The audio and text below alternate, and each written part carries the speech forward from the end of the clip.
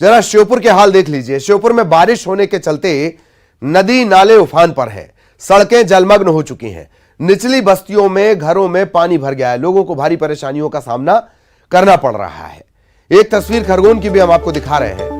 ओडल नदी उफान पर है, पानी पुलिया के ऊपर से बह रहा है और उसके चलते उमर खली रोड पर आवाजाही बंद करनी पड़ी है।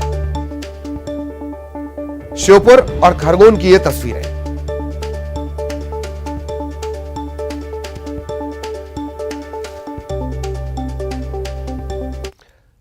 अब जरा अलीराजपुर और हरदा की भी तस्वीरें आप देख लीजिए। लगातार मूसलाधार बारिश के चलते नदी नाले उफान पर हैं। कई जगहों पर पुलिया के ऊपर से पानी बहने लगा है।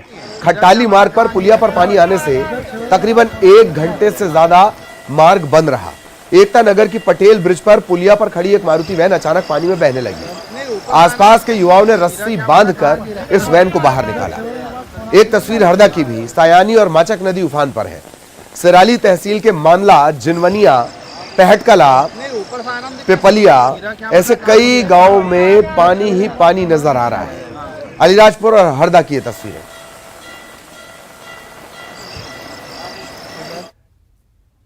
बारिश से ज्यादातर जो जिले हैं वो अछूते नहीं है। छिंदवाड़ा के सौसर की तस्वीर भी देखिए। छिंदवाड़ा के सौसर में तेज बारिश हुई और इसके चलते सड़कें लबालब नजर आई। सड़क पर जिधर देखिए पानी ही पानी।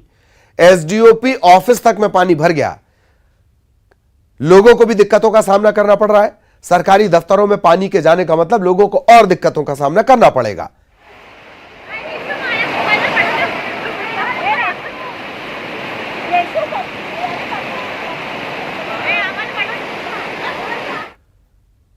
बड़ी खबर बालोद से आपको बताएं, यहां पर भी नदी नाले उफान पर हैं। 2 दिन से लगातार बालोद में बारिश हो रही है। आलम यह है कि नाले के 2 फीट ऊपर तक से पानी बह रहा है। बावजूद इसके जो राहगीर हैं वो जान जोखिम में डालकर नाले को पार कर रहे हैं। ये तस्वीरें देख लीजिए।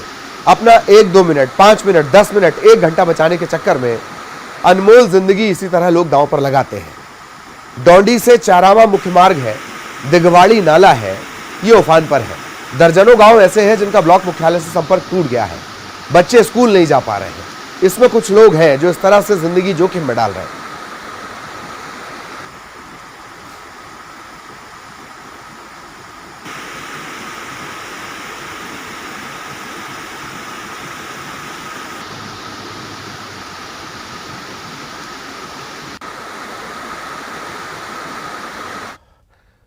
और अब कोंडागांव से बड़ी खबर आपको बता दें, जिले के दूरस्थ इलाकों में भी भारी बारिश के चलते परेशानी खड़ी होने लगी है। भारी बारिश से उरंदा बेड़ा का पुल ध्वस्त हो गया है। फरसगांव केशकाल ब्लॉक के बीच आवाजाही बाधित हो गई है। पुल ध्वस्त होने से तकरीबन 20 गांव प्रभावित हैं। 4 साल पहले यह पुल बना था। इसी से अंदाजा लगा लीजिए, 4 साल पहले पुल बना और अभी हो गया धड़ाम, ध्वस्त हो गया। ये 20 गांव इससे प्रभावित हैं। न सिर्फ गांव प्रभावित हैं, आवाजाही प्रभावित हुई है, बल्कि स्वास्थ्य सेवाएं ठप हो गई हैं।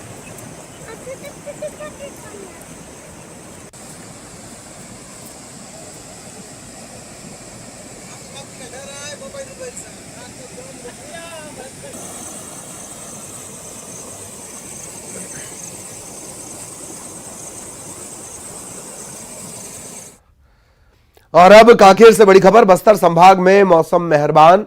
संभाग के कई जिलों में लगातार बारिश चल रही है। कांकेर के नेशनल हाईवे में पानी भर गया है, नेशनल हाईवे 30। इसके कुछ हिस्सों में पानी 1 फीट तक चढ़ गया है। मूसलाधार बारिश के चलते जनजीवन अस्त व्यस्त है, आवागमन में दिक्कतें आ रही हैं। कांकेर के नेशनल हाईवे की तस्वीरें हैं। नेशनल हाईवे 30, इसके कुछ हिस्सों में पानी भर गया है। खबर धमतरी से। यहां बीते 2 दिनों से अच्छी बारिश हो रही है। अच्छी बारिश इस वजह से भी क्योंकि धमतरी सूखे के हालात का सामना कर सकता था, लेकिन पिछले 2 दिनों से जो लगातार बारिश हो रही है, लोगों को न सिर्फ राहत मिली है, किसानों के चेहरे खिले हुए हैं। खेती किसानी के काम में तेजी आई है और किसान खेतों की तरफ लौट रहे हैं।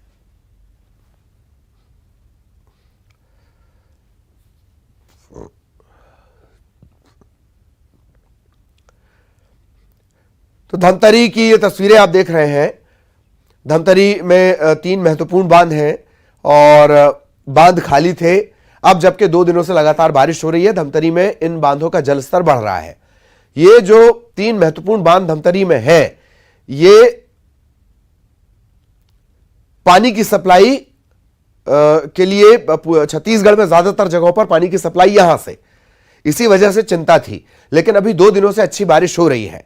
यही अच्छी बारिश जो धमतरी में हो रही है, कई जगहों के लिए मुसीबत बनी हुई है। बालोद के लिए लगातार होती है बारिश मुसीबत बन चुकी है। कांकेर में नेशनल हाईवे पर पानी आ चुका है। मध्य प्रदेश के भी ज्यादातर इलाकों में यही स्थितियां हैं। तो एक ही बारिश है, 2 जगह उसके अलग अलग असर हैं।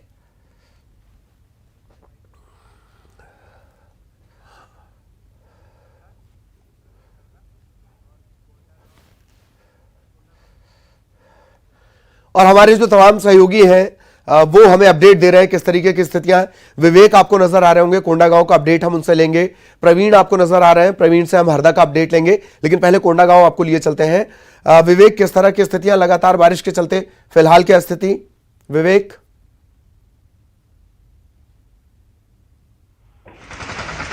ललित जी, की बता दूं कि जिस तरीके से लगातार बारिश हो रही है और हालांकि आधा घंटा पौन घंटे के लिए बारिश रुकती है, फिर भी उसके बाद बारिश अपनी रफ्तार पकड़ लेती है। तो सबसे बुरी हालत जो है वो अंदरूनी इलाकों में है, जहाँ पे पुल पुलिया जो निचले इसमें बने हुए हैं, रफ्ते हैं, वहां पर पानी भर गया। रफ्ता कई जगह से रफ्ते के ध्वस्त होने की स्थिति आ गई है, आवाजाही बंद हो गई है। एक तरीके से कहा जाए कि जो बारिश है, हालांकि बारिश सबको जरूरत की चीज है, पर इस बार की जो बारिश है वो लोगों के लिए मुसीबत भी बन गई है। कई गांव हैं जहां तक स्वास्थ्य सेवाएं नहीं पहुंच पा रही हैं। पुलिया ध्वस्त होने से 4 पहिया वाहन जा नहीं पा रहे हैं, तो वहां तक स्वास्थ्य अमला भी नहीं पहुंच पा रहा है। लोगों को पीडीएस के लिए दिक्कतें उठानी पड़ रही हैं। अनाज बाजार ये सारे बंद हो चुके हैं। तो इस तरीके से ये जो अभी लगातार 3 से 4 दिन तक जो पानी गिरा है, उससे नारंगी नदी में जल स्तर भी बढ़ते जा रहा है।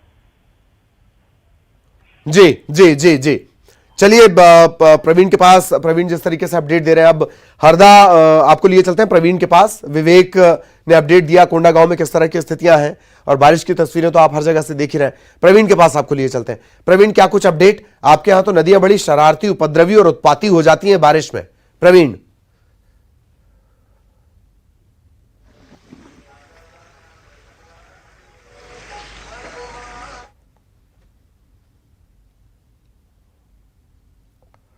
चलिए, कुछ तकनीकी दिक्कत है, बारिश लगातार हो रही है, फिर भी हम लगातार कोशिश कर रहे हैं कि हमारी बातचीत हमारे जो सहयोगी हैं उनसे हो सके। प्रवीण के पास आपको लिए चलेंगे।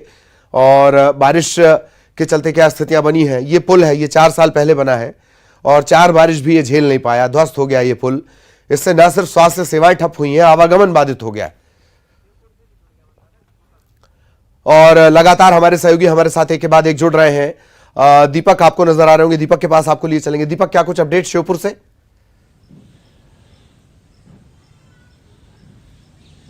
जी ललित, श्योपुर की अगर बात करें तो श्योपुर में बीते दिनों से लगातार रुक रुक करके बारिश हो रही है। इस वजह से बीते रोज, कल की बात करें तो कल ही 1 घंटे बारिश हुई थी। इसकी वजह से पूरा बाजार जलमग्न हो गया था। शहर की सड़कें नाले में तब्दील हो गई थी, गाड़ियों के बोनेट तक डूब गई थी। इस वजह से आवागमन पूरी तरह से बंद रहा। घरों में भी पानी घुस गया था, दुकानों में भी पानी घुस गया, जिसकी वजह से लोगों को काफी दिक्कतों के अलावा नुकसान भी झेलना पड़ा है।